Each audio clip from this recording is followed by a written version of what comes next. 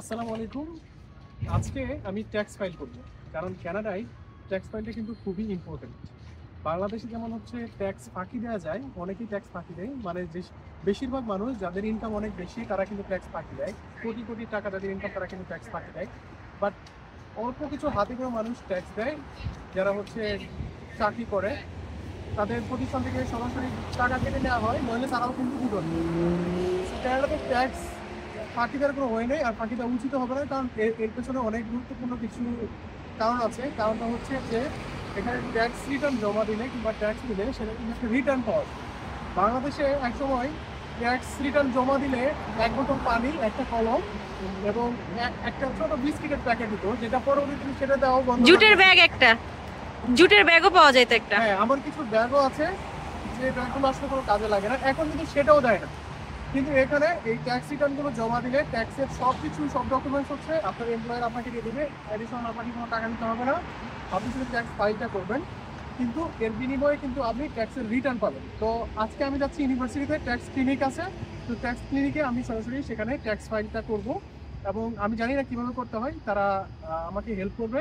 ইউনিভার্সিটির যে ট্যাক্স একটা বিজনেসের যে স্টুডেন্ট আছে, তারা কিন্তু ট্যাক্স ক্লিনিক খুলেছে এই মাস জুড়ে।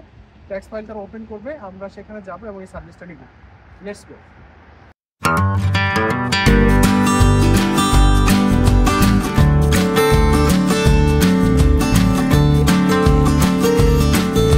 আমরা ইউনিভার্সিটিতে চলে আসছি।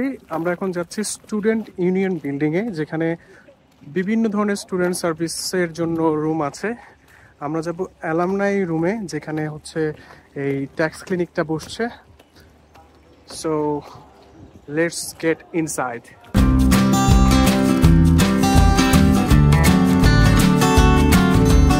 ট্যাক্স ক্লিনিকে যাওয়ার আগে আমাকে দুটো ডকুমেন্টস প্রিন্ট করতে হবে। এখানে সেই ডকুমেন্টসটা আমি প্রিন্ট করব। এখানে ম্যাক্সিমাম সার্ভিসই হচ্ছে সেলফ সার্ভিস, নিজে নিজে প্রিন্ট করতে হবে। এখানে কিউআর কোড দেওয়া আছে, এই কিউআর কোড স্ক্যান করে পেমেন্ট করে তারপর হচ্ছে নিজে নিজে এখানে প্রিন্ট করতে হবে। এখানে ম্যাক্সিমাম জায়গাতেই হচ্ছে বাংলাদেশের মতো মামা পাওয়া যাবে না, যে মামা প্রিন্ট করে দেন, মামা এটা প্রিন্ট করে দেন, এর পাশাপাশি প্রিন্ট করে দেন কিংবা ফটোকপি করে দেন। সব কিছু ম্যাক্সিমাম নিজেকেই করতে হয়। তাছাড়া এখানে আরেকটা অপশন আছে, সাব প্রিন্টে এখানে কিছু কর্মচারীরা আছে, যারা হচ্ছে আপনি যদি প্রি অর্ডার দেন যে আমার অনেকগুলো ডকুমেন্টস প্রিন্ট করতে হবে, সেক্ষেত্রে তারা সেটা প্রিন্ট করে রাখবেন। সো আমি এখন স্ক্যান করবো এবং প্রিন্ট করবো।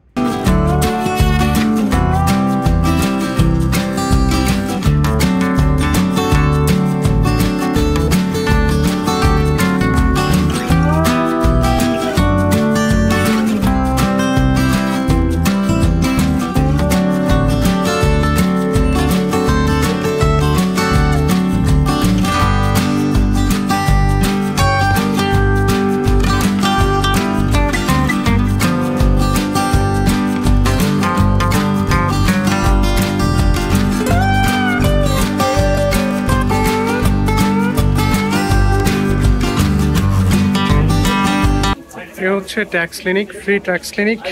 তো আমি এখানে যাব, আমার ট্যাক্সটা কীভাবে ফাইল করা যায়।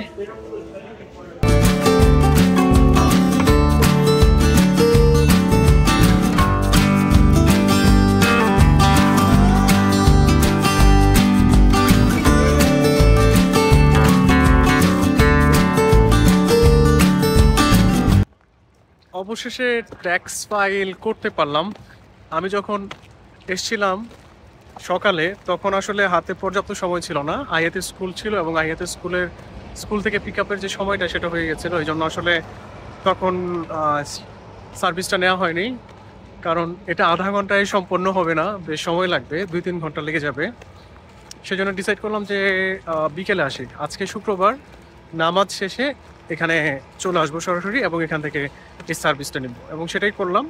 এখানে জুম্মা নামাজ পড়ে, ইউনিভার্সিটির ক্যাম্পাসেই হচ্ছে জুম্মা নামাজ পড়া যায়, এখানে জুম্মা নামাজ পড়ে চলে গেলাম ট্যাক্সের এই সার্ভিসটা নেওয়ার জন্য। সেখানে বিজনেস ডিপার্টমেন্টের অনেক স্টুডেন্ট আছে যারা এই ট্যাক্স ফাইলিং করতে হেল্প করছে। এটা টোটালি হচ্ছে ভলান্টারি ওয়ার্ক, মানে এটার জন্য তারা কোনো পেমেন্ট পাবে না। তারা নিজের উদ্যোগে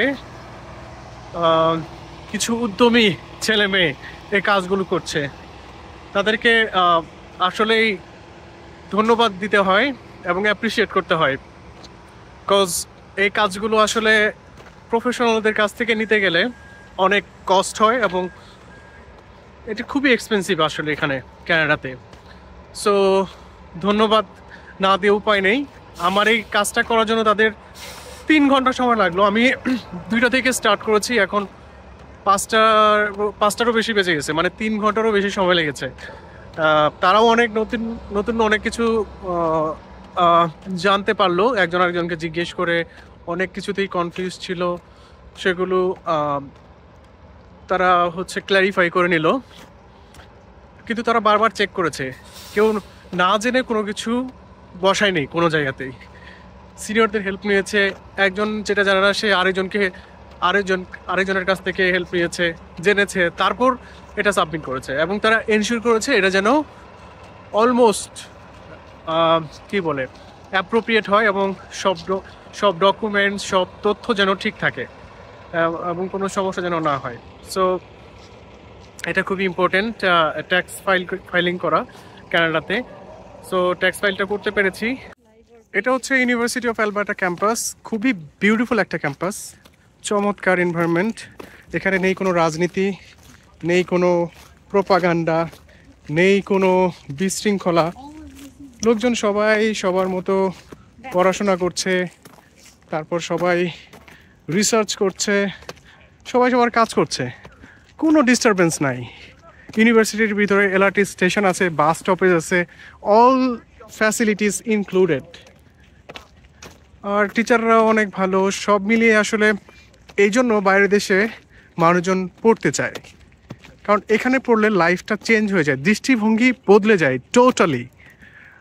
বাংলাদেশে যে রাজনীতিবিদরা যেটা বলে যে ক্যাম্পাসে ছাত্র রাজনীতিতে থাকাই লাগবে, এর কোনো বিকল্প নেই, কারণ আজকের ছাত্ররাই আগামী দিনের ভবিষ্যৎ। এই যে বুলিগুলো আওড়ান, সেগুলো কিন্তু আসলে নিতান্ত পক্ষে মানে আমাদের মতো যে গরিব দেশের একটা দুরবস্থার চিত্র, সেটা কিন্তু বোঝাই যায়। কারণ বাইরের ইউনিভার্সিটিতে এই যে ক্যাম্পাসে কোনো পোস্টার নেই, কোনো ধরনের মিছিল স্লোগান নেই, একদল আরেক দলকে উৎখাত করার কোনো ষড়যন্ত্র নেই, চেষ্টা নেই, আধিপত্য বিস্তারের কোনো ঘটনা নেই।